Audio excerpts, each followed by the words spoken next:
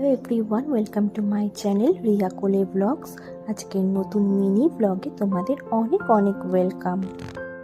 আজকে আমি ব্লগটা বানাচ্ছি আমার ছেলের অন্নপ্রাশনের কিছু মোমেন্টস নিয়ে। আমার ছেলের অন্নপ্রাশনে স্নানের কিছু মুহূর্ত।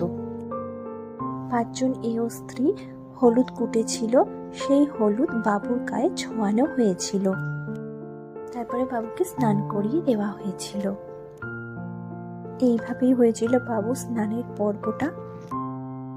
তো তোমরা ভিডিওটা দেখতে থাকো আর সঙ্গে থাকো।